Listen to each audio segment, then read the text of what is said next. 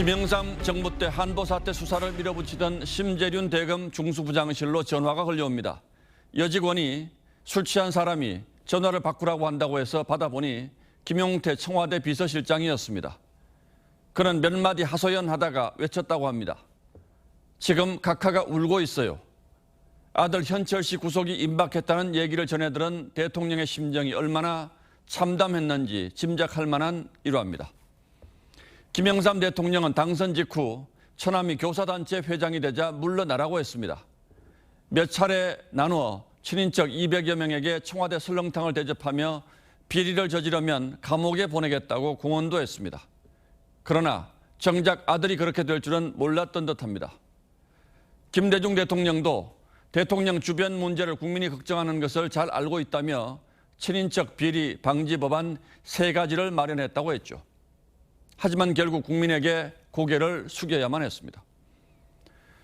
법사를 자처하는 전모 씨가 윤석열 대통령 부부와의 친분을 과시하고 다닌다는 의혹이 제기됐습니다. 전 씨가 정재계 인사들로부터 세무조사 무마와 인사청탁을 받았다는 얘기도 나왔습니다. 사실 여부는 전혀 확인된 바가 없습니다.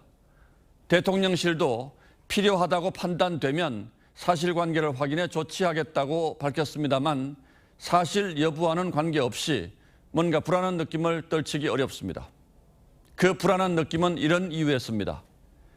전 씨가 지난 대선 때 무속인 논란을 일으킨 장본인이었고 무속 논란은 앞으로도 윤석열 대통령을 끊임없이 괴롭힐 것이기 때문입니다. 대통령 관저 내부 공사를 수의계약으로 맡은 업체가 김건희 여사가 운영했던 코바나 콘텐츠의 전시회 공사 후원 업체라는 의혹도 제기됐습니다. 대통령실은 후원을 받지 않고 전시회 공사 대금을 모두 지불했다고 해명했습니다. 그럼에도 불구하고 이런 인연이 있는 업체라면 아예 대상에서부터 배제했으면 더 좋지 않았을까 하는 아쉬움이 남습니다. 모든 정권이 우리는 전 정부와 다르고 절대로 그럴 일이 없다는 호언장담으로 시작합니다. 그리고 늘 사소해 보이는 데서 문제가 출발하는 것도 같습니다. 이것이 권력의 속성이기 때문이죠. 가뜩이나 대통령 주변 비리 감시의 컨트롤 타워였던 민정수석실이 폐지된 터입니다.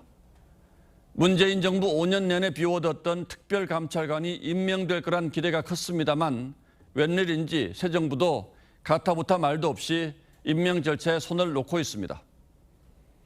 박관용 전 국회의장은 김영삼 정부 초대 청와대 비서실장이 되고 1년쯤 뒤에 김현철 씨가 모든 걸 다 한다는 소문을 들었다고 했습니다.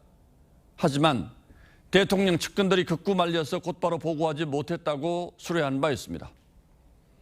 처음부터 나섰다면 호미로 막을 일도 때를 놓치면 가래는커녕 포크레인으로도 감당 못하게 된 경우를 우리는 역대 거의 모든 정부에서 이미 목격한 바 있습니다. 8월 3일 앵커의 시선은 두려워해야 합니다. 였습니다.